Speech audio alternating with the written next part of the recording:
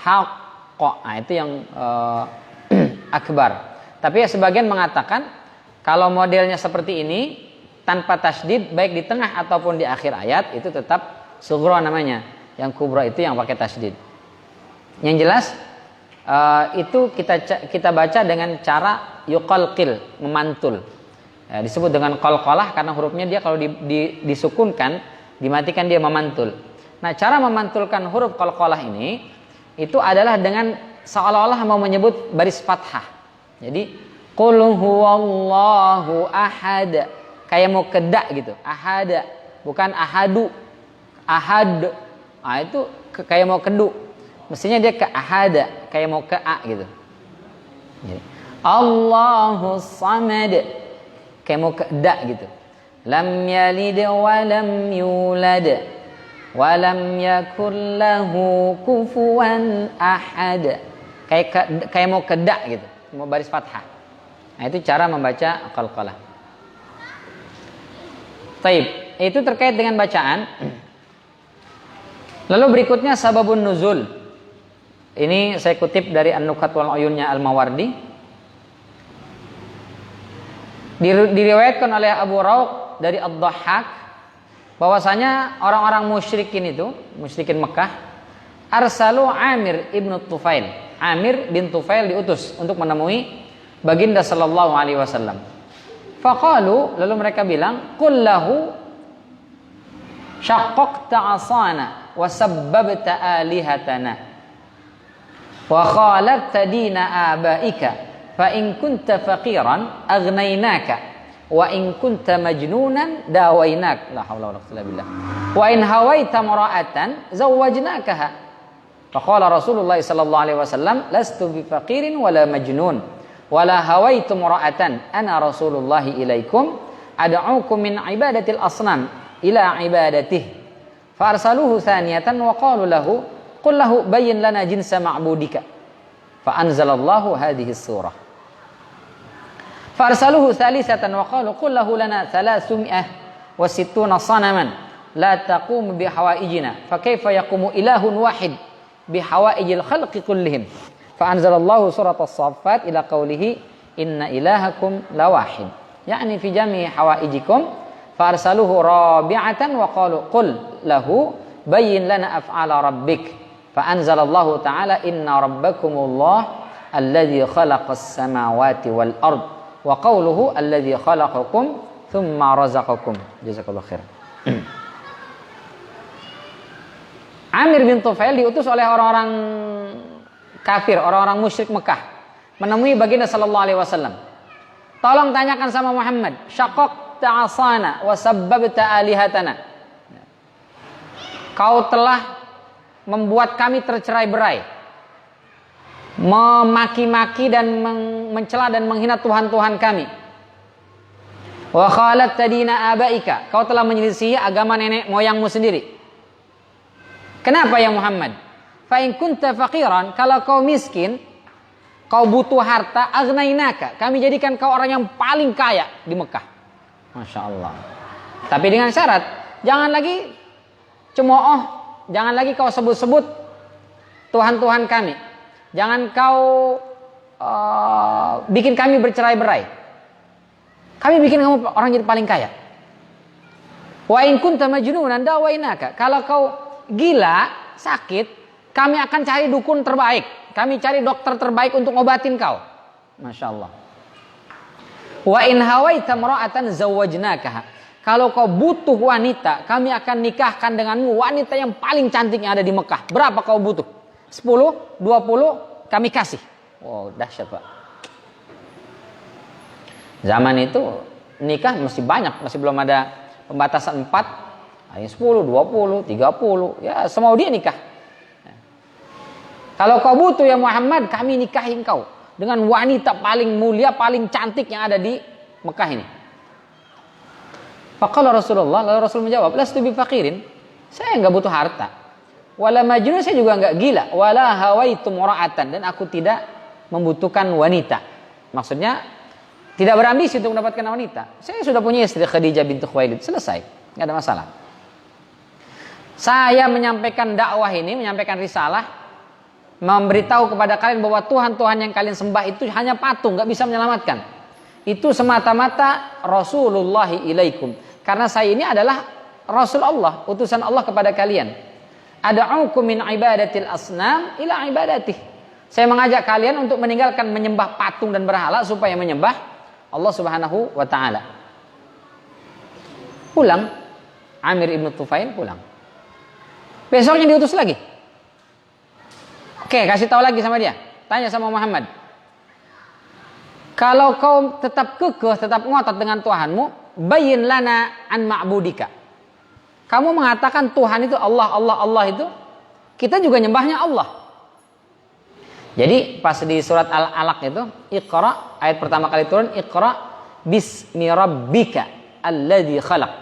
Bukan Iqra bismillahilladzi khalaq. Ya. Kenapa bismi rabbika? Karena nama Allah itu udah familiar di masyarakat Mekah. Mereka sudah mengenal bahwa Ka'bah itu Baitullah, rumah Allah. Tapi Allah yang ada di kepala benak masyarakat Arab ketika itu tidak jauh berbeda dengan Hubal, Manat, Lata, Uzza, patung-patung yang ada di sekitar Ka'bah. Maka Allah menegaskan, Iqra bismi rabbikal ladzi khalaq. Bacalah dengan nama Tuhanmu yang telah menciptakan. Maka orang-orang Mekah itu bingung, Muhammad, siapa Tuhanmu? Allah. Tuhan kita juga Allah. Apa bedanya? Nah, di situ. Beda. Allah yang ingin saya sampaikan dan kenalkan kepada kalian adalah alladzi khalaq, yang telah menciptakan. Manat, Lata, Uzza, Hubal nggak bisa menciptakan apa-apa. Kita yang bikin dia. Kalian yang menciptakan patung-patung itu, dia nggak bisa menyelamatkan. Allah dialah yang menciptakan kalian. Dan menciptakan kita semua. Baru kemudian bertanya, kalau gitu Allah itu kayak gimana? Sif lana rabbak. Kasih tahu ke kita. Allah itu laki-laki atau perempuan? Besar atau kecil? Terbuat dari emas atau dari perak atau dari apa? Jadi mereka mencoba Tuhan itu mestinya bisa divisualisasikan. Itu Tuhan. Maka Allah Subhanahu wa taala menurunkan surat Al-Ikhlas. Qul, katakan hai Rasul kepada mereka itu, kalau mereka mau tahu tentang Allah, huwallahu ahad. Allah itu adalah ahad. Allahus samad. Lam yalid walam yulad walam yakul lahu kufuwan ahad. Nah, surat ini turun untuk menjelaskan tentang zat Allah Subhanahu wa taala kepada orang-orang kafir Quraisy yang ada di Mekah ketika itu. Fa'arsaluhu salisatan, lalu pulang, nyerah, mentok juga Amir ibn Tufail, akhirnya pulang, besoknya diutus lagi, datangnya lagi Muhammad. Katakan sama dia, kalau katanya Allah itu ahad, tunggal, esa, sendiri, kasih tahu sama dia. Lana salatsumi'ah wasittuna sanaman. Kita punya 360 berhala. Itu aja nggak bisa mengcover kebutuhan kita. Yang satu pengen kaya, nggak bisa kaya tuh. Yang satu pengen hidupnya enak, tetap aja susah. Yang satu pengen sembuh dari penyakit, tetap aja masih sakit. 360 Tuhan. Kenapa 360? Karena dalam setahun ada 360 hari. Jadi setiap hari Tuhannya beda-beda, Pak. Ini hari pertama di bulan pertama, Tuhannya ini yang mengcover. Hari kedua, ini Tuhannya yang ini. Jadi 360 Tuhan. 360 Tuhan aja itu nggak bisa menyelesaikan masalah kita. Apalagi cuma satu. Gitu kata dia. Fakaifa yaqumu ilahun wahidun bi hawaijil khalqi kullihim. Bagaimana mungkin Tuhan yang cuma satu itu bisa mengcover, menyelesaikan seluruh persoalan makhluk yang ada di atas muka bumi. 360 aja nggak bisa. Masya Allah. Fa'anzalallahu surat As-Saffat ila qawlihi inna ilahakum lawahid. Maka Allah menurunkan surat As-Saffat ayat 1 sampai dengan ayat 4. Pulang Amir bin Tufail, besoknya datang lagi. Tanya lagi sama Muhammad. Udah keberapa tuh? Keempat. Qul lahu bayyin lana af'ala rabbik. Tanya sama Muhammad. Tolong jelaskan bagaimana perbuatan Tuhanmu itu. Kerjaannya Tuhan itu ngapain? Kalau Hubal Manat ngapain? Itu jogrok aja di situ, patung, nggak bisa ngapa-ngapain kan? Tuhanmu bisa apa Muhammad? Masya Allah. Maka Allah Subhanahu wa taala menurunkan dalam surat Al-A'raf ayat 54 dan juga surat Ar-Rum ayat 40.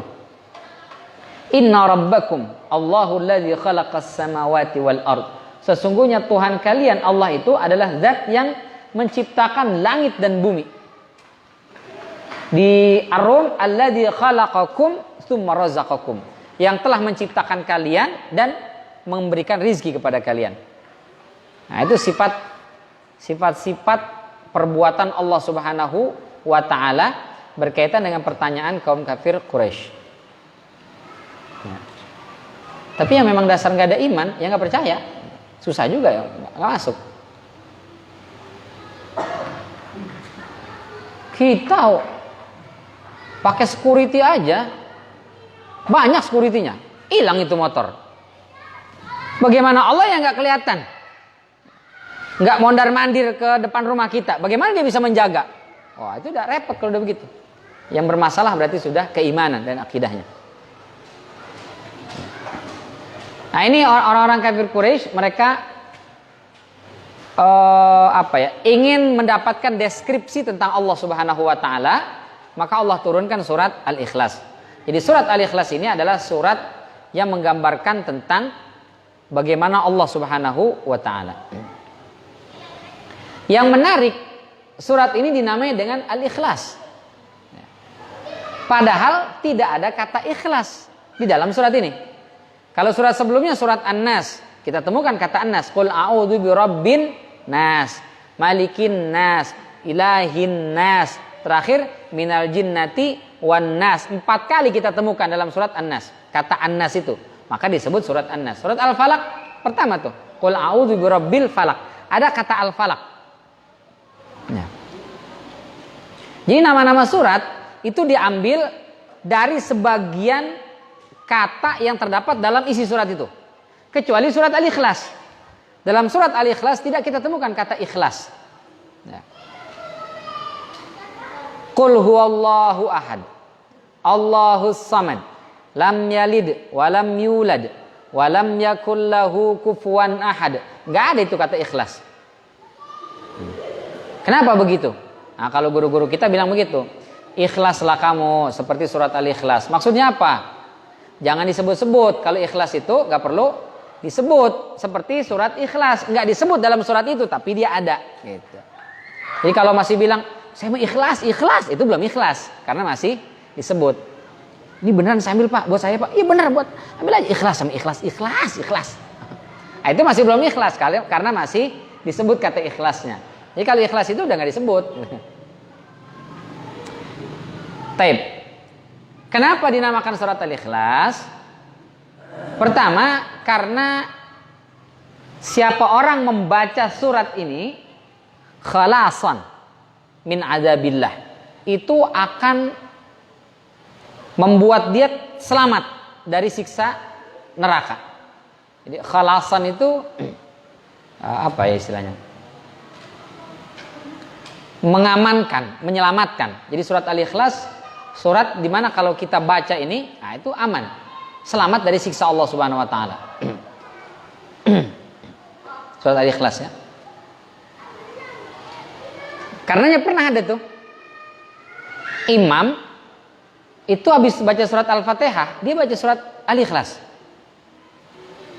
baru pindah ke surat yang lain. Jamaah protes. Ente kalau mau jadi imam, habis baca Fatihah, kalau mau Al-Ikhlas, ikhlas saja.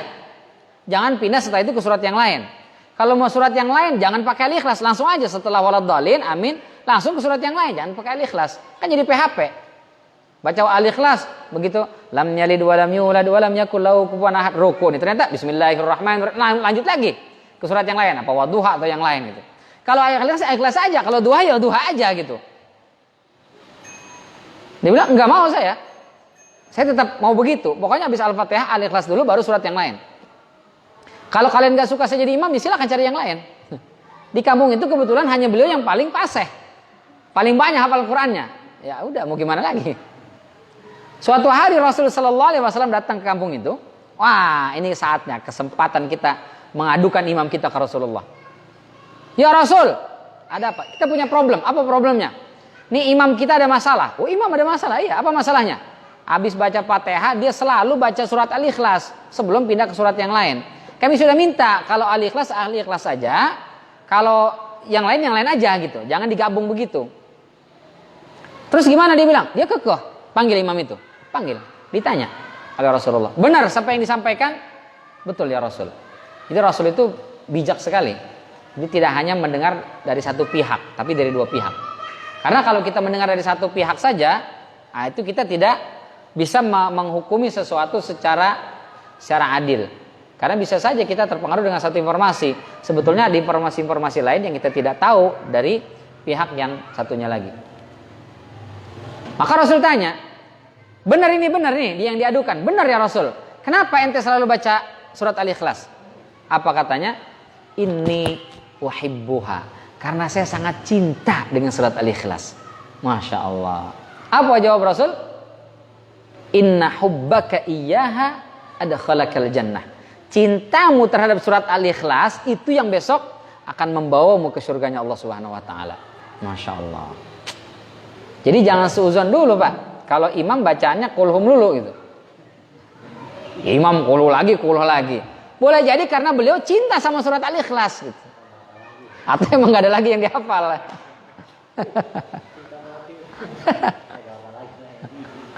Udah mentok, udah gak ada lagi itu doang. Jadi disebut surat Al-Ikhlas karena dia khalasan min adabillah, membuat kita itu aman, terjaga dari siksanya Allah Subhanahu wa taala. Yang kedua, li'anna fiha ikhlasan lillah min kulli aibin wa min kulli syarikin wa waladin. Kata Abdullah ibn Mubarak, karena surat ini itu betul-betul memurnikan Allah. Jadi ikhlas itu artinya murni, tulus. Kamu ikhlas ya? Ikhlas itu apa sih? Tulus. Apa? Nggak ada embel-embel gitu. Ngasih yang ngasih aja. Nggak pengen besok dia ngebales, nggak pengen sikapnya berubah jadi baik, nggak pengen bahkan ucapan terima kasih.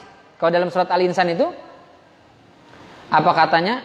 Innama nut'imukum liwajhillah la nuridu minkum jazaan wala syukura. Ikhlas itu dalam surat Al-Insan itu, kami nih ngasih makan ke kalian, kata mereka itu, karena mengharap wajah Allah. La nuridu minkum jazaan. Kami enggak berharap kalian membalas. Wala syukura, bahkan ucapan terima kasih pun enggak butuh. Subhanallah. Itu ikhlas tuh. Ya. Kalau masih mengharap ucapan terima kasih, belum ikhlas kita, Pak. Orang dikasih Ustaz, nggak tahu terima kasih. Nah, kita masih mempermasalahkan terima kasih. Jadi misalnya kita kasih nih, panitia Idul Adha membagikan daging kurban misalnya kan. Ada orang ngambil nggak ngomong terima kasih, diambil aja sama dia. Kira-kira kita tersinggung nggak tuh? Tersinggung ya. Orang kagak tahu terima kasih. Udah dia kagak kurban di Al-Madani, udah datang-datang kita anterin ke rumahnya, dia nongol juga kagak, bantuin juga enggak. Kita kasih, boro-boro bilang makasih. Enggak juga itu. Itu berarti belum ikhlas kita, Pak. Aduh, berat sih memang ikhlas ini ya. Kata guru-guru kita itu belajar ilmu ikhlas itu butuh waktu 20-an tahun itu. Itu pun belum tentu bisa jadi ikhlas katanya. Masya Allah. Jadi ikhlas itu memurnikan. Berarti betul-betul murni karena Allah, enggak ada karena yang lain. Karenanya Rasul aja pernah ditegur tuh. Jadi para sahabat itu nanya ke Rasulullah, "Ya Rasul, ini ada tetangga kita Yahudi, bukan Muslim dia. Tapi rumahnya di deretan rumah orang-orang Muslim. Kita nih mau bagi-bagiin daging kurban. Kalau kita bagi ke dia orang Yahudi dan memusuhi Islam. Kalau kita lengkap samping kiri kanan rumahnya kita kasih, kasihan juga. Ini gimana ya Rasul?" Kata Rasul, kalau kita kasih, besok dia jadi baik sama kita, jadi simpati dengan Islam, kasih. Tapi kalau kita kasih tetap sama sikapnya memusuhi Islam, jangan kasih. Jadi Rasul bilang, kalau dengan ngasih hatinya terketuk mendapatkan hidayah, kasih. Tapi kalau dengan mengasih itu tetap dia memusuhi Islam, jangan. Langsung Pak ditegur oleh Allah Subhanahu wa taala dalam surat Al-Baqarah itu, laisa 'alaika hudahum walakinnallaha yahdi man yasha. Bukan urusanmu ya Rasul, orang ini dapat hidayah atau tidak. Orang ini berubah atau tidak. Orang ini jadi baik atau enggak. Hidayah itu urusan Allah. Urusanmu cuma bagiin daging. Selesai. Tugas kita tuh. Wah, luar biasa tuh ikhlas tuh. Itu ikhlas namanya. Berarti memurnikan tujuan kita hanya Allah Subhanahu wa taala. Itu ikhlas. Nah, surat ini disebut dengan ikhlas karena surat ini murni membersihkan Allah Subhanahu wa taala dari berbagai macam aib. Syirik. Ada yang mengatakan Tuhan punya anak. Allah tegaskan dalam surat ini Allah tidak punya anak. Allah tidak terlahir dan Allah tidak melahirkan. Allah tempat bergantung, berarti Allah tidak butuh kepada yang lain. Ada yang mengatakan, kenapa Allah ciptakan jagat semesta? Karena Allah itu sendirian, sepi, butuh hiburan. Daripada sepi, akhirnya Allah ciptakan langit, bumi, manusia, makhluk, semuanya diciptakan. Berarti Allah di situ, nauzubillah min dzalik, disifati membutuhkan makhluk. Maka Allah ciptakan makhluk. Allah tegaskan, Allahus Samad. Allah nggak butuh makhluk. Jadi kita diciptakan bukan karena Allah butuh hiburan. Nauzubillah min dzalik. Nah, surat Al-Ikhlas ini membersihkan sifat negatif yang dinisbatkan atau disematkan kepada Allah Subhanahu wa taala. Nah, itu makanya surat ini disebut dengan surat Al-Ikhlas, kata Abdullah bin Mubarak. Yang ketiga, kenapa surat ini disebut surat Al-Ikhlas? Karena surat ini dari ayat pertama sampai ayat terakhir itu semua hanya berbicara tentang zat Allah. Gak ada ngomongin tentang halal haram, gak ada ngomongin tentang kiamat, tentang akhlak, gak ada. Semuanya tentang Allah. Qul huwallahu ahad, Allahus samad. Qul huwallahu ahad, katakanlah Allah zat yang maha esa. Allahus samad, Allah lah tempat bergantung. Lam yalid walam yulad, Allah tidak melahirkan dan tidak dilahirkan. Walam yakul lahu kufuwan ahad. Tidak ada sesuatu pun yang menyerupai, menyamai Allah Subhanahu wa taala. Enggak ada ngomong tentang halal, tentang haram, tentang akhlak, tentang muamalah, tentang hari kiamat, enggak ada. Semua khusus berbicara tentang Allah. Nah, maka surat ini dinamai dengan surat Al-Ikhlas. Ini saya kutip dari Al-Mawardi dalam kitab An-Nukat wal Uyunnya beliau. Saya sampaikan di pertemuan sebelumnya bahwa tafsir yang isinya perbandingan di satu ayat, gimana sih menurut Ad-Dhahhak, bagaimana menurut Hasan Al-Basri, bagaimana menurut Qatadah, bagaimana menurut Ibnu Abbas misalnya. Nah, itu yang paling gampang kita temukan di tafsir Zadul Masir dan juga An-Nukat wal Uyun. An-Nukat wal Uyun Al-Mawardi lebih dulu ya dibandingkan Zadul Masir Ibnul Qayyim, Ibnul Jauzi. Ibnul Jauzi bukan Ibnu Qayyim Al-Jauzi. Ibnul Jauzi itu lebih dulu. Ibnul Jauzi nanti punya murid Ibnu Taimiyah. Ibnu Taimiyah punya murid lagi Ibnu Qayyim Al-Jauzi. Nah, Ibnul Jauzi ini abad ke-5 apa abad ke-6 itu ya. Itu beliau sama menulis kitab Zadul Masir. Sebelumnya abad ke-4, itu ada Imam Al-Mawardi dalam kitab An-Nukat wal Uyun. Itu kalau mau komparasi ayat, ini menurut ini bagaimana, ini menurut ini bagaimana, menurut ini bagaimana, itu di kitab An-Nukat wal Uyun. Terjemahannya belum ada tapi, jadi masih bahasa sono, masih bahasa asli, bahasa Arab. Nggak tahu nasib bahasa Arab di sini. Masih lanjut, Pak? Masih ya, alhamdulillah. Alhamdulillah. Baik, itu berkaitan dengan gambaran umum tentang surat Al-Ikhlas. Kita masuk ayat pertama. Qul huwallahu ahad. Katakanlah hai Rasulullah, huwa, dia, Allah adalah Allah, ahadun. Ahad itu beda dengan wahid.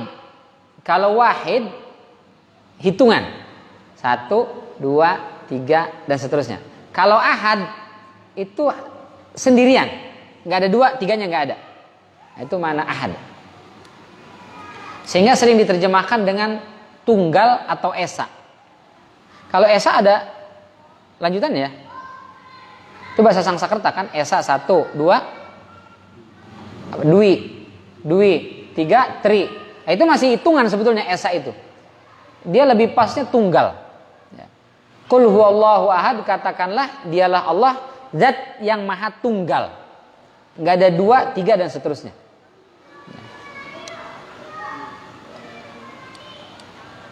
Maksudnya apa? Bahwa Allah adalah zat yang tunggal dalam semua sifat dan perbuatannya. Ini kata Al-Mawardi. Tidak ada satupun makhluk itu yang sifat dan perbuatan makhluk menyerupai Allah. Nggak bakal ada. Nabi Muhammad disifati dengan Ra'uf dan juga Rahim. Itu sama sekali Ra'uf dan Rahimnya tidak sama dengan Ra'uf dan Rahimnya Allah Subhanahu wa Ta'ala.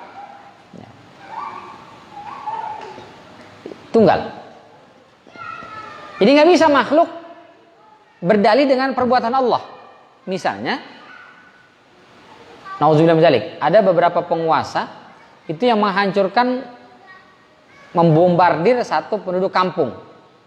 Ditanya, kenapa kau bunuh semua satu kampung ini? Karena di tengah-tengah mereka ada pemberontak, misalnya. Ya tapi kenapa harus dihukum semua? Kenapa nggak pemberontaknya saja? Allah juga begitu. Nah, dia berdalih begitu. Allah juga begitu. Ketika ada pelaku maksiat di sebuah kampung, Allah tenggelamkan kampung itu. Allah kirim banjir, Allah kirim gempa, longsor dan seterusnya. Mati satu kampung. Padahal apakah mereka satu kampung berdosa dan maksiat? Enggak. Yang maksiat berapa? Beberapa orang aja. Tapi disebabkan 1-2 orang ini satu kampung semua Allah binasakan. Kenapa kita nggak boleh? Allah saja boleh. Nah itu tidak bisa dibenarkan.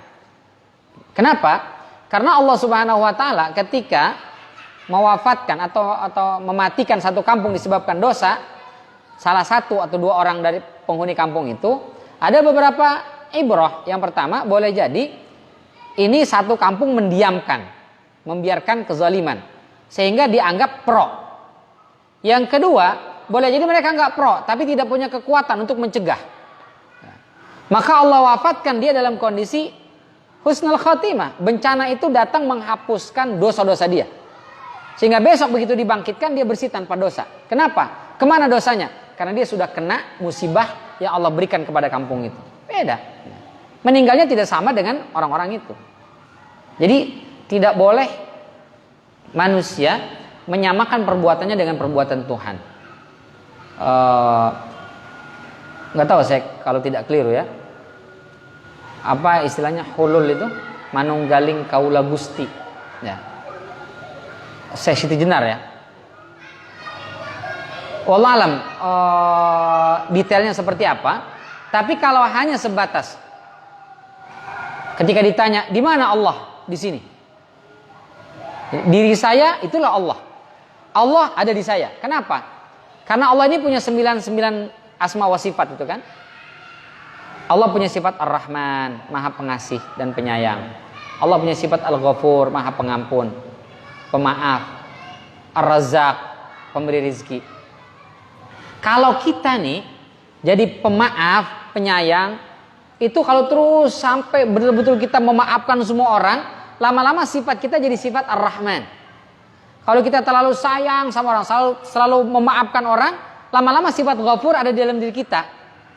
Sehingga 99 Asmaul Husna ini itu nempel di diri kita. Karena kita sudah bisa mengamalkan 100%, maka tidak ada bedanya kita dengan Allah. Allah sudah masuk ke dalam diri kita sebagai asma wa sifat. Nah ini bahaya. Karena sebaik-baiknya manusia tidak akan mungkin bisa menyamai, jangankan menyamai 1% saja dari sifat Allah, nggak mungkin, nggak bisa, nggak bisa. Kata Rasul Sallallahu Alaihi Wasallam, Allah ini punya 100 sifat rahmat. 1% diturunkan di atas muka bumi. Dengan 1% ini semua makhluk di atas muka bumi berkasih sayang. 1% orang yang ini baik, yang itu sayang, orang tua sayang sama anaknya. Itu semua sayang cinta yang ada di atas muka bumi ini, binatang, makhluk, manusia, semuanya itu hanya 1% dari sifat rahmatnya Allah Subhanahu Wa Taala. Jadi nggak mungkin. Kalau itu adalah al-hulul, menyatu zat Allah dengan manusia atau sifat Allah dengan sifat manusia, maka itu kita katakan keliru atau kita tidak setuju dengan itu. Karena apa? Karena Allah adalah zat yang tunggal dalam semua sifat dan perbuatannya. Tidak mungkin ada manusia yang bisa menyerupai sifat dan perbuatan Allah Subhanahu wa taala.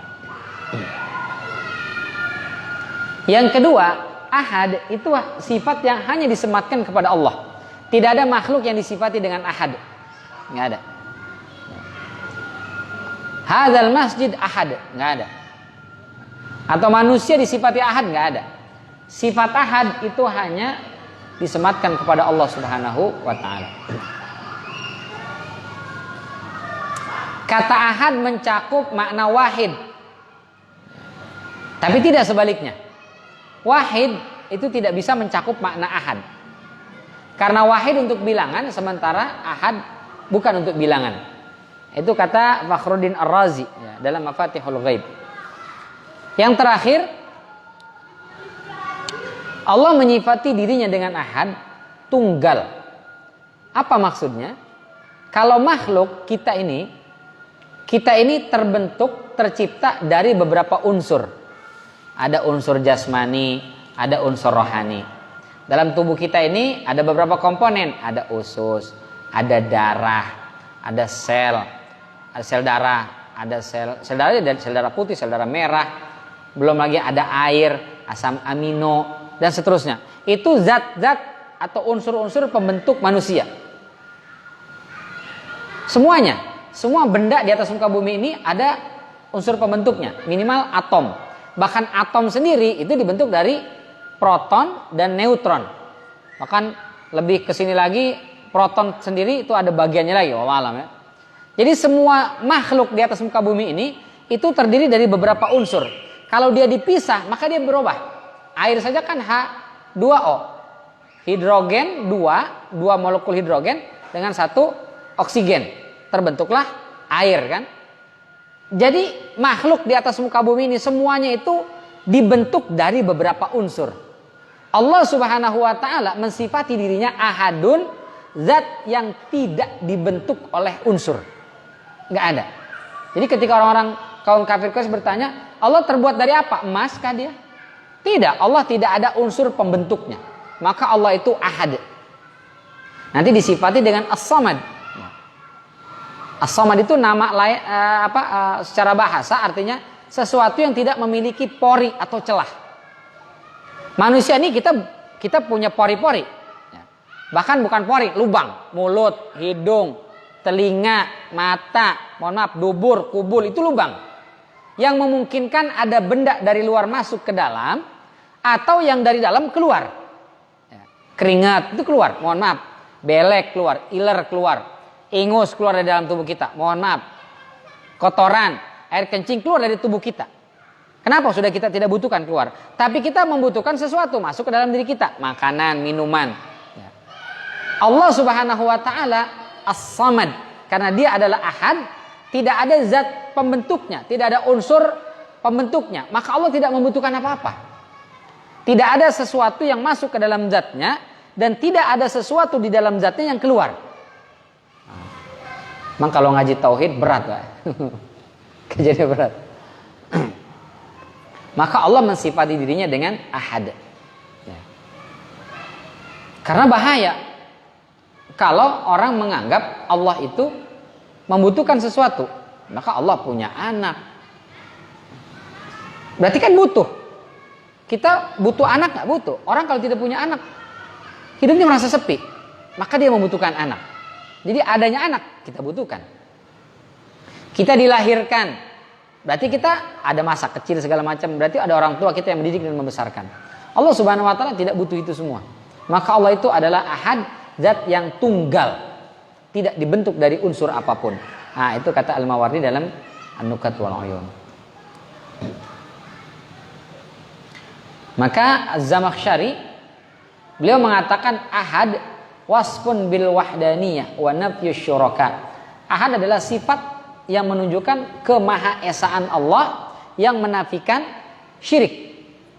Ya, syirik itu artinya kita menganggap ada kekuatan lain yang bisa memberikan manfaat dan bisa menghilangkan mudarat atau memberikan mudarat kepada kita. Itu syirik. Kalau tauhid itu mengesahkan hanya Allah yang bisa. Ini kalau masih jangan lewat depan situ. Kenapa? Itu pohonnya angker, nanti kesambet. Berarti kita masih meyakini di pohon itu ada kekuatan. Itu udah hati-hati. Itu sudah syirik. Nah, Allah menegaskan ahad, tunggal dalam zat, dalam sifat, dalam kekuatan, dalam perbuatan Allah itu ahad, tunggal. Nah, itu maknanya. Nah, banyak sekali bukti-bukti yang Allah atau dari dalil yang Allah sampaikan dalam Al-Quran. Di antaranya afaman yakhluqu kaman la yakhluq. Apakah sama zat yang menciptakan dengan zat yang tidak bisa menciptakan? Ya, Allah menciptakan segala sesuatu. Sementara segala sesuatu tidak bisa menciptakan. Maka tidak sama.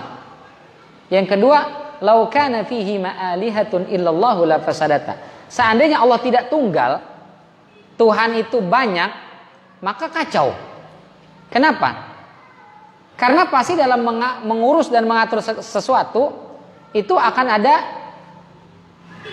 duit atau minimal banyak lah ya, banyak kepentingan. Sekarang kita kalau punya presiden lebih dari satu, repot Pak. Atau presidennya satu tapi yang punya kepentingan banyak, ngatur kekuasaan, repot juga itu.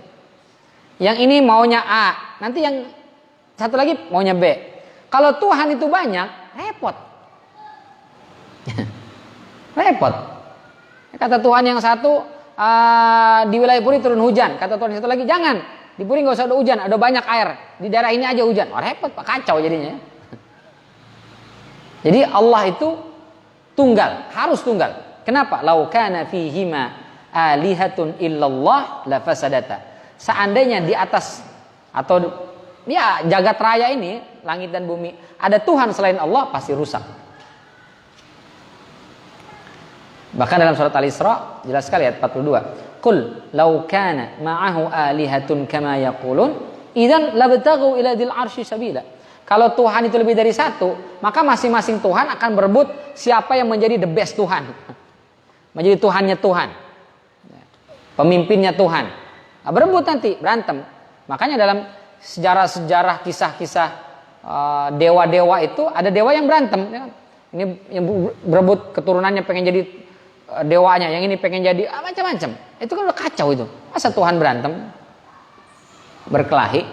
Bahkan dalam film yang baru-baru ini belum lama ada itu, The Avenger itu kan, Thor dengan siapa adik itu, Loki apa siapa itu, berebut dia pengen kekuasaan untuk mengambil kekuasaan di Asgard apa nama istilahnya.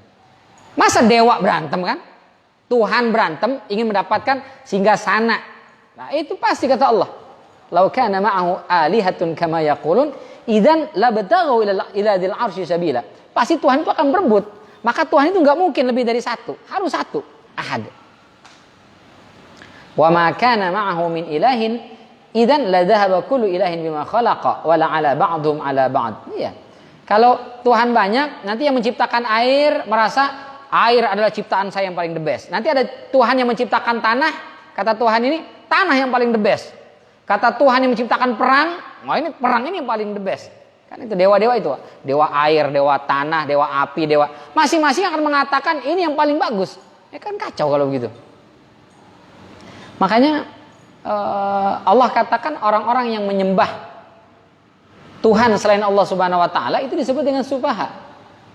Safih itu lebih rendah daripada jahil. Kalau jahil ketiadaan ilmu. Tapi kalau safih diajarin kagak dablek lah istilahnya. Kagak ngerti-ngerti dia. Ya, safih itu. Nggak dipakai akalnya. Jadi mereka yang menyembah lebih dari satu Tuhan itu nggak dipakai akalnya menurut Al-Quran. Kenapa? Karena kalau orang berakal pasti itu akan berebut kekuasaan. Manusia kan begitu. Berebut kekuasaan.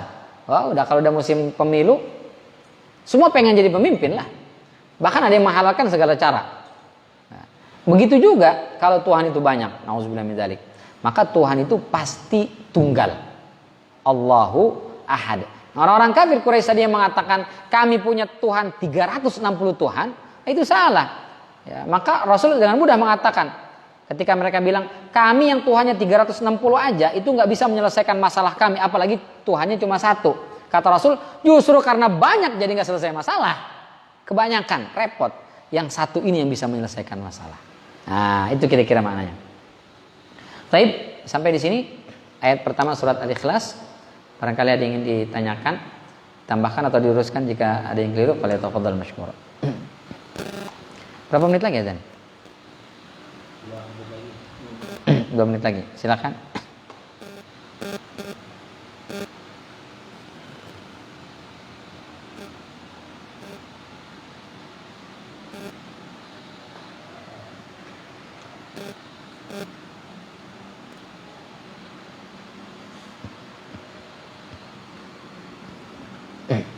Tidak?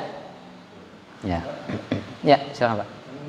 Allah itu kan Tuhan dari Nabi Adam sampai kenapa ada aja orang nanti bercakap-cakap dari itu nanti lagi menciptakan Tuhan sendiri.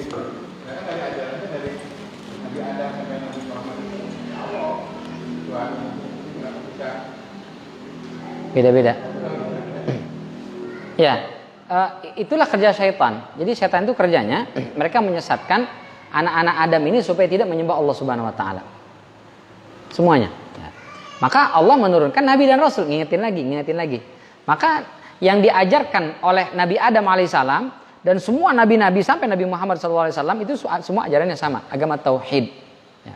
Semuanya mengajarkan tentang monoteisme, menyembah hanya pada satu Tuhan. Makanya kalau kita cek Bible itu nggak ada Isa secara deklarasi jelas-jelas mengatakan jadikan aku Tuhan, nggak ada, nggak ada itu. Dan mereka mengetahui itu dan meyakini itu nggak ada. Jadikan aku sebagai Tuhan itu nggak ada. Perkataan Isa ya dalam Bible yang mengatakan saya Tuhan, jadikan saya sebagai Tuhan anak, nggak ada sama sekali. Siapa yang menanamkan pemahaman politeisme itu semua dari syaitan. Jadi syaitan yang mengganggu manusia, membuat ragu manusia berpikir dan bertanya-tanya tentang Tuhan dari dulu sampai nanti hari kiamat. Akhirnya lama-lama sampai kayak seperti siapa? Nietzsche atau siapa itu yang mengatakan Tuhan telah mati. Nah, karena Tuhan nggak bisa menyelesaikan permasalahan-permasalahan di Afrika. Tuhan tidak menyelesaikan permasalahan-permasalahan persengketaan yang ada di konflik di Timur Tengah. Tidak bisa menyelesaikan permasalahan-permasalahan yang dialami oleh umat ini, maka Tuhan telah mati. Wah, udah kacau udah begitu Pak. Dan itu kesini diikuti oleh beberapa generasi kita tuh anak-anak milenial. Nauzubillah min dzalik. Maka perlu kita luruskan kembali, kita perkuat kembali akidah dan tauhid anak-anak kita agar mereka kembali lurus lagi insyaallah. Taib ini barangkali yang bisa kita bahas di kesempatan kali ini, mudah-mudahan bermanfaat. Semoga Allah selalu bantu kita untuk bisa bertauhid kepada Allah dengan tauhid yang benar, dijauhkan dari berbagai macam bentuk kesyirikan. Terima kasih atas segala perhatian. Mohon maaf apabila ada kekeliruan. Kita tutup dengan hamdalah dan kafaratul majlis. Alhamdulillahirabbil alamin. Subhanakallahumma wa bihamdika asyhadu an la ilaha illa anta astaghfiruka wa atubu ilaik. Wabillahi taufiq wal hidayah. Assalamualaikum warahmatullahi wabarakatuh.